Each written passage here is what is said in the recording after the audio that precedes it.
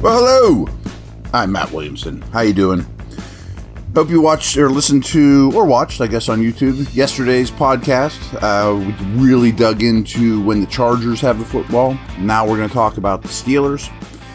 And again, I think this goes without saying, but I can't reiterate it enough.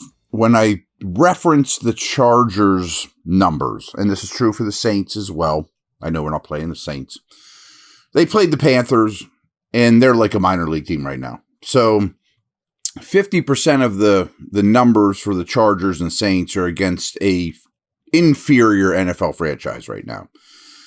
Now, Denver's not great, especially when they had the ball. That's for sure. But I do think the Steelers' opponents are clearly better than the Chargers' opponents. And when you look at this Chargers depth chart defensively, they play a 3-4 as well. Their D-line, they're big people. You know, the guys would go to the D-line room.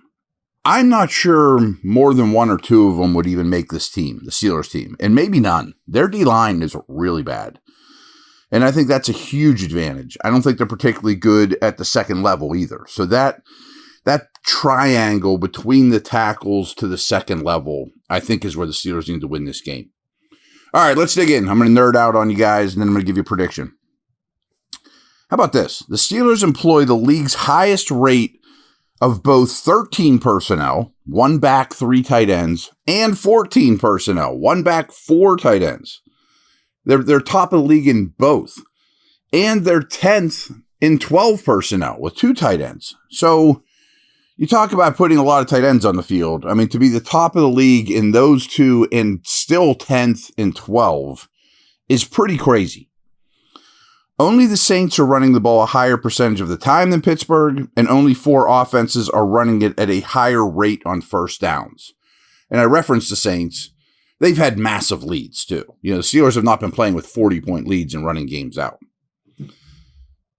53% of the yards Pittsburgh has gained this year has come via the ground game, the 3rd highest percentage in the league. The Steelers' offense has just 3 plays of 20 or more yards, tied for 28th in the league. The Chargers held Carolina to 69 passing yards. Remember, they're not a real team.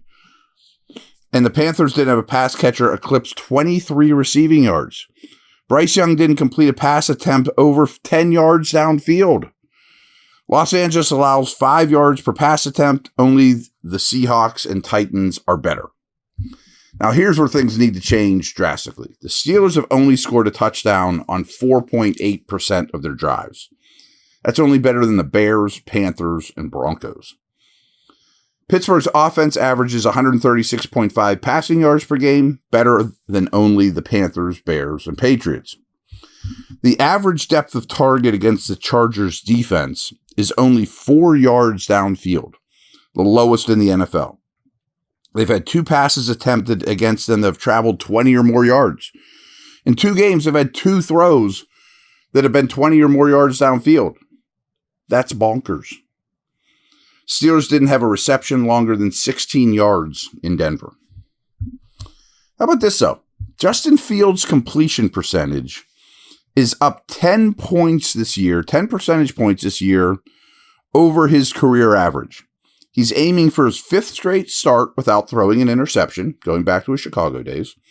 However, he's only attempted 6 passes this season between the numbers past the line of scrimmage, and only one of those attempts was 10 or more air yards.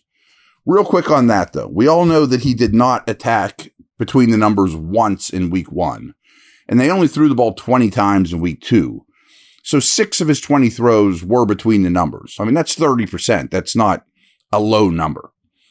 How about this, though? His 6.4 average depth of target is not only the lowest of Fields' career, but it's currently 28th amongst quarterbacks. You're going to have to push the ball down the field. Like we were just talking about here. The Chargers have not faced downfield passing. You're going to have to throw the ball down the field a little bit. This episode is brought to you by BetOnline, the world's most trusted betting platform and your #1 source for everything football. From the NFL to college, BetOnline has every stat, every matchup, and even live odds and spreads while the games are being played. When the game's over, head over to the online casino and get in a game of blackjack or poker. Head to the website today and use promo code BLEAV, capital BLEAV, all caps, to get in on the action. Bet online. The game starts here.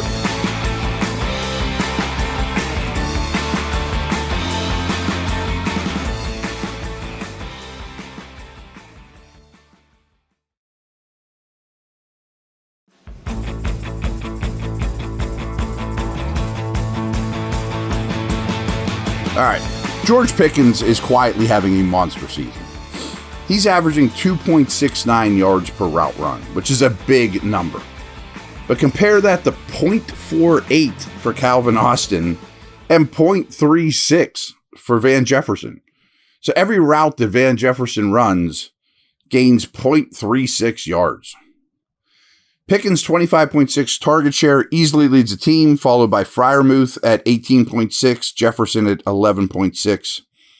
Pickens is also being targeted 12.9 yards downfield on average, compared to 8.88 for Austin and 7.2 for Jefferson. Pickens ranks 12th in yards per route run in the league and 7th in first downs per route run. Pickens ran 80% of his routes in week 1 against A.J. Terrell and 71% of his routes in week 2 against Patrick Surtain.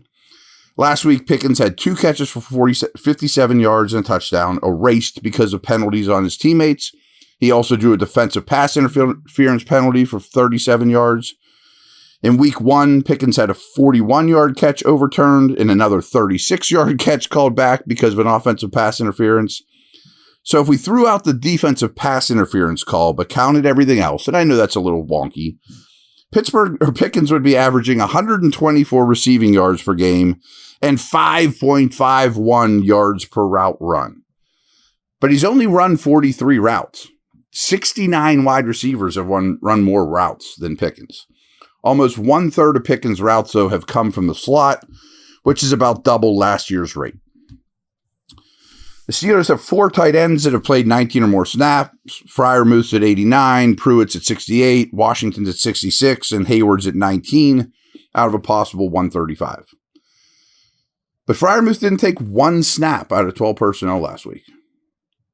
Freiermuth's 73.2 route percentage ranks 18th among NFL tight ends, and he's 23rd in routes run at his position. Freiermuth has 4 targets in each of his 2 games. Khalil Mack, 103 career sacks, ranks 3rd amongst all active players, and he had 17 sacks last year. Joey Bosa is aiming for his 3rd straight game with a sack. Fields faced the highest blitz rate of his career last week. When blitzed, Fields completed 9 of 13 passes for 83 yards and a touchdown. In 2023, Fields was the most blitzed quarterback in the league, and his completion percentage against the blitz ranked 25th. But in a Steelers uniform, he completed 68.4% of his pass, which is 12th best, and he's been blitzed on 45% of his dropbacks this year, which is the league's 2nd highest rate. Everyone blitzes Fields. I didn't really know that until he became a Steeler. It doesn't shock me because he didn't handle it well before. I would imagine that keeps up with the Chargers. And he's handled it really well with the Steelers. He has better answers for it here than he did in Chicago. The average time to throw against LA is 2.32 seconds, the lowest in the league. Fields' average time to throw, though, is almost a whole second more, 3.17, is 30th among 33 quarterbacks this season. But in Denver, he got it out in 2.71, his quickest time to throw since week 9 of 2022. 12% of Pittsburgh's dropbacks have resulted in a quarterback scramble. Only Washington is higher. And Fields has 22 rushing attempts this season. Only Jaden Daniels has more amongst quarterbacks. That's scrambles and designed runs. Last week on 3rd down, Jaylen Warren outsnapped Harris 10-3. But on early downs, Harris was on the field for 23 plays compared to 15 for Warren. That's starting to normalize. Harris already has 41 touches this year. Only 2.6% of the Steelers' rushing attempts have gained 15 or more yards. Only 4 offenses are worse. In total, the Steelers' offense has just 5 plays of 15 or more yards. Only the Panthers are worse. More explosives are needed. In terms of EPA, though, on 1st and 2nd down, only the Steelers' defense has been better than Los Angeles's, and only the Saints have been better against the run on early downs than the Chargers. The Chargers' opponents are only converting 23% of their third down attempts. And lastly, Pittsburgh's 25% red zone success rate is only better than the Broncos. Got to get better in the red zone, got to get more explosives. Meanwhile, the Chargers' red zone defense is the best in the league, and they have yet to allow a red zone touchdown. So that will be a challenge. So that's pretty clear, that more explosives on offense, more red zone production. Frankly, I think Wilson would be better at the latter and throwing in the former, but Field should provide more explosives with his legs. I think they'll take shots downfield. I'm not sure why I even brought up Wilson because he's not going to play in this game, but I do think he will take over the starting job. I have the Steelers winning. I think you guys will be influential in the home opener for an undefeated team. I thought the Chargers were overrated coming into the season, and I still think that's true amongst 2-0 teams. They have a lot of deficiencies. Their skill position players, besides J.K. Dobbins, are highly suspect. I think McConkey's going to be a good player, but he's a rookie second-round pick. The defense is okay on the edges, the Mack and Bosa and the corner play. But besides, the safeties are all right. But up the middle, it's very weak, especially up front. I think Zach Frazier and company can control the line of scrimmage in the middle. And I think both these coaches are going to run. And if either team gets to 20, I might be surprised. And so I have the Steelers winning 16-13. I was leaning towards 16-10, but I bet this is a grinded out rock fight at the 50-yard line, which is up Harbaugh's alley, but it's really up Tomlin's alley, and it's exactly how this team wins. And I think the Steelers' defense is clearly the best of the four units, and it really isn't even close. But the Chargers have Herbert, and that's a great wild card. He's a tremendous player. They haven't had to use that ace up their sleeve yet, but Harbaugh doesn't take this job without Herbert. So obviously he recognizes what the guy's capable of. When I'm recording this, I guess it's a little unclear if Herbert plays. I'm assuming he does. If he doesn't, I think this game is lopsided. I don't think the Steelers will put 30 on him all of a sudden, but I think this game will be lopsided without Herbert. All right, everyone, take care. I'll be back post-game.